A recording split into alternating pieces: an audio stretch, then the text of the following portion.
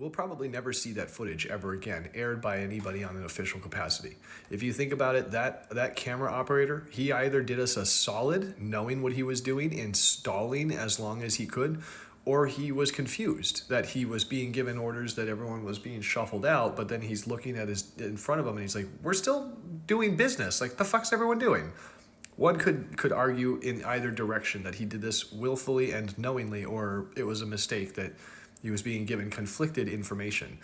But nonetheless, what we were able to record in that screen recording was something as rare, I think, as the fire that took the lives of the 3 astronauts in Apollo 1 during that skirt test that they did, the dry run that they did here on Earth. They were practicing for every possible thing that could have gone wrong in space here on Earth, and something went wrong here on Earth. And it was a spark in an oxygen-filled cabin that these astronauts were in the front of the ship that sealed them in a pressurized fire of doom. And my father said he remembers as a child watching that test flight and seeing the astronauts on film burn up in live TV. No one's ever seen that shit since.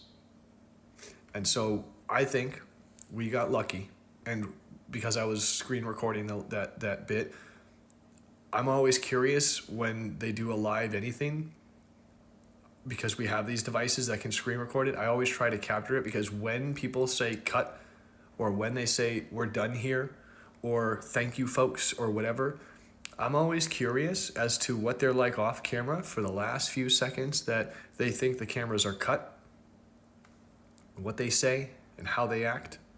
And in that moment, which I highly encourage everybody, go and download this video and save, please save it in case something happens to me.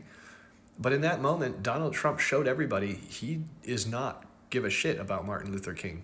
He did not call everybody back in and say, hey, everybody, wait, I want you to come back and photograph me signing this so I can hold this up and have a picture with this too. Like, look at all the things that I'm doing, like, praise me. He didn't give a shit to do any of that. He told everyone we were all done, and one of his assistants was like, oh, sir, there's another. What is this one? Did you notice how he did that? Who asks for what this is like this? Anyway, I don't think we'll ever see that footage ever again. I think the fact that I captured it was incredibly rare. I don't know how many people watch fucking PBS for the live broadcasts, let alone PBS on TikTok. That was luck that I was there and that I recorded it. I didn't think it would be as important as people are finding it to be, in that it's getting its popularity, not in the slightest bit, but this is just day one.